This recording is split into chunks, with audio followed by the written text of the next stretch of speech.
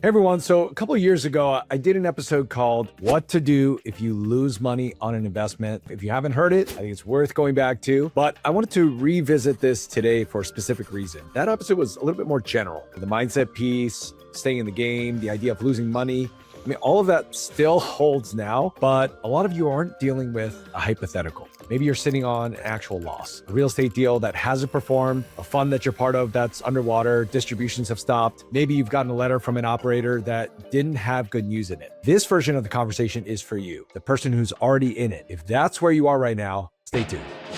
Welcome to the Passive Income MD podcast, where we talk about creating your ideal life through multiple streams of income. If you enjoy hearing about this stuff, make sure to hit subscribe. Now let's get on with the show. So today we're talking about something a lot of people in this community are honestly quietly dealing with or navigating right now. And I think that deserves a more honest conversation than it usually gets. What do you actually do when a deal goes wrong? Before the practical steps here, I want to spend a moment thinking about how people handle a loss financially, because I think that is directly connected to how they're handling it emotionally. And those two things tend to happen at the same time. When a deal doesn't work out, there's a specific kind of hurt that comes with it. Again, it's not just money, it's like the confidence hit. It's like the second guessing, the replaying of the moment you decided to invest. Maybe the conversation you had to have with your spouse, the feeling that you should have known better or that someone else should have done better by you. And all of that is real. I don't want to rush past that. I felt it myself as an investor who has put money into deals that didn't perform, and as someone who has run deals that didn't perform the way I projected or we projected it would go. Both experiences carry a ton of weight. And there's a version of this hurt on both sides of the table. And I've sat on both sides. So I'm not going to tell you that the loss doesn't matter or that it just happened for a reason or that it'll all work out in the end. I mean, what I can tell you is this: like, if you had a deal go sideways in the last few years, you're not an outlier, especially in the real estate world. And you're definitely not alone in trying to figure out what to do next. That's what today is for. Before anything else, I think it helps to get honest about what category you're in. Is the deal struggling but still alive? Are distributions paused, but the asset is still operating? Or is this just a complete loss, meaning the equity is gone, everything you invested, and there's no realistic path to recovery? The answer matters because it changes the tax picture significantly, and it changes the timeline for the decisions you need to make. And if you're not sure which category you're in, I think that's the first conversation you need to have with your operator or the person you invested with. Get a straight answer on the current status of the asset, the debt situation, and what the realistic outcomes are from here. And you deserve clarity, even if the news isn't good. And I think that's what separates a operator, a good one, from somebody you don't want to work with ever again, is somebody who's transparent with you and is telling you the real truth. And so it's important for you to get that answer. Okay, so let's talk about what to actually do. The first step is get your documentation in order. And this is a step that's probably the easier thing to do, but sometimes you want to put this off when you're frustrated or disappointed. And I will tell you, don't. Pull together your original subscription agreement, your PPM. Get together your K1s for every year you were in the deal. Take a look back at that. Any investor updates that you've received. Your CPA is going to want to see all of it. The tax treatment of a loss depends on how the deal was structured and what the final outcome looks like. The cleaner your records, the easier that conversation is going to be. So start now. Don't assume it gets organized for you after the fact. So the next step is, yes, talk to your CPA soon, not just at tax time, right away when you know what the situation is with your deal. And this is probably the most important practical step I can give you. And so before I get into this, I want to be clear about something. I'm not a CPA. I'm not a tax professional.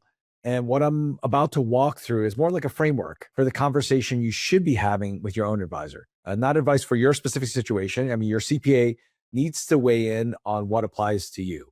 And so with that said, here's why the timing matters and what you need to understand going in. When you invest passively in a real estate deal, you receive a K1 each year showing your share of the partnership's income or loss. Real estate almost always generates paper losses annually. I mean, mostly from depreciation, which we've talked about. Now, if you've been in a deal for several years, those losses have been stacking up on your K1s every year. And here's what most people don't realize. If you don't have passive income to offset those losses against, they don't disappear. They're called suspended passive losses. They're attached to that specific investment. They're sitting there carrying forward year after year. Here's the part that actually matters when there's a total loss of equity. When a passive investment is completely disposed of, when it's over, it's fully and finally over, all of those suspended passive losses, they're released at once. Every year of accumulated paper losses that you couldn't use before now suddenly becomes available in that single tax year. And in the year of complete disposition, those losses can offset not just passive income, but ordinary income as well, like W-2 income, business income, essentially any type of income. Now, for a physician who maybe you've been in a deal 3, 4, or 5 years, that's potentially a significant number. And it can create a meaningful tax offset in what's otherwise a very painful year. And again, that's not a silver lining necessarily in the cheerful sense. The money's still gone, but it's a real financial consequence worth understanding and planning around. We often talk about financial freedom, but the real goal, it's time freedom. Most of us are drowning in invisible work, the admin, and the mental load that keeps us from the people we love. That's why we created the AI Bootcamp, not to turn you into a tech person, but to give you your life back. This is a live 5-week journey where we don't just teach you, we walk the path with you, from building your first repeatable workflows in week 1 to creating a custom AI assistant that sounds just like you by week 3. We aren't just giving you a system and leaving you to figure it out. We're there to hold your hand. Same-day implementation workshops and weekly office hours means you never get stuck. By week 5, you aren't just trying AI. You have a system that buys you back 5 to 10 hours every single week. Join us. Let's make the freedom shift together. So a few things that your CPA is going to want to work with you through. What is your adjusted basis in the investment? Every year of paper losses you've taken has likely reduced your basis, and that affects how the final loss is calculated. Does this qualify as a complete disposition in the year you're claiming it? The IRS requires the loss to be truly final, and you're going to get paperwork on that. Your CPA needs to help you determine the timing. You need to know the answer to this. Were there any distributions or return of capital along the way? I mean, those affect the calculation too. And also, do you qualify as a real estate professional for tax purposes? And if you do, that picture changes further. I mean, some physicians who have been able to reduce their clinical hours, or maybe they have a spouse in that situation, they might qualify as a real estate professional based on the work that you're doing. And that's another conversation worth having specifically with your CPA. That's something that you probably have been very intentional about, and you know whether you qualify or not.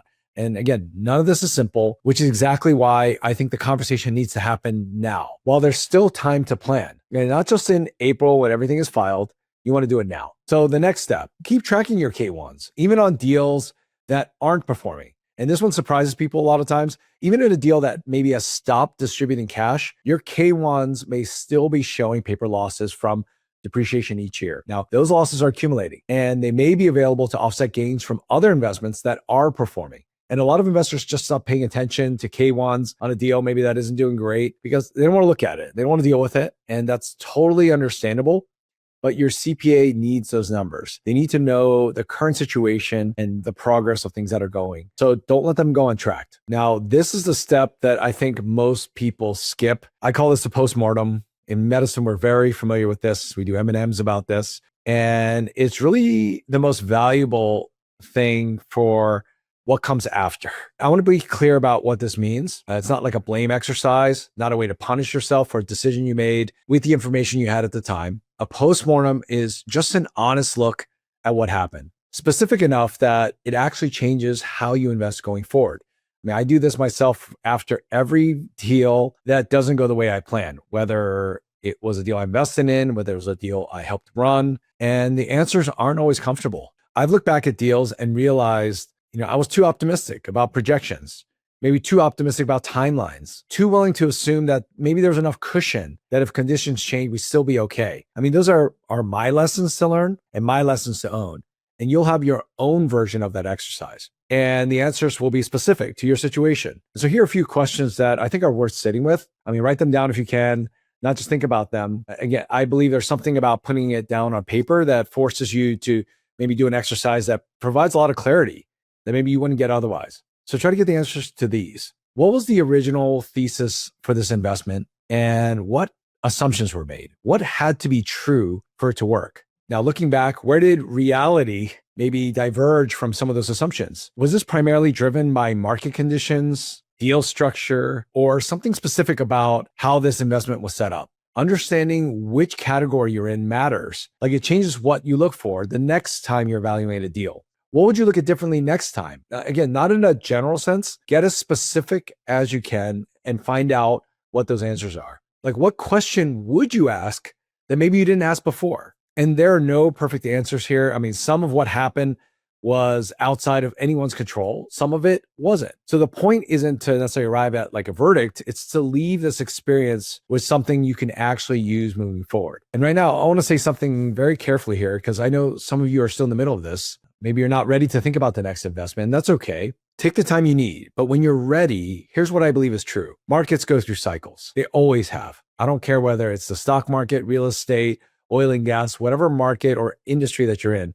Medicine even goes through some cycles. The questions you know to ask now about debt structure, about what happens if the exit takes longer than projected, about where your capital sits in what's called the capital stack. Maybe you didn't know to ask those before, but now you know to ask with a certain amount of urgency. You know what to do. And that knowledge is real and it's going to serve you in the future. So if you're sitting with a loss right now, I hope this gave you something useful to think about. Get your documentation together. Talk to your CPA before tax season or after tax season, whenever it is.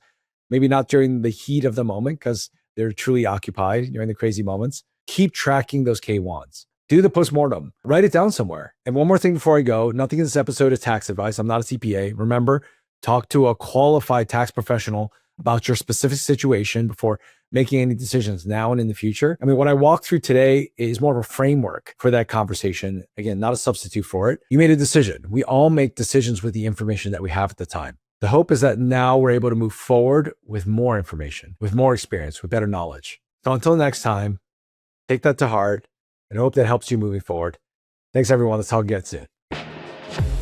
Enjoy the show? Let me know by dropping a review in the podcast app you're listening to us in. And if you haven't already, make sure to hit subscribe. Join thousands of physicians who are also on this journey to creating their ideal lives through multiple streams of income. Learn more at our website, passiveincomemd.com. Thanks again for allowing me to be a part of your journey. See you next time.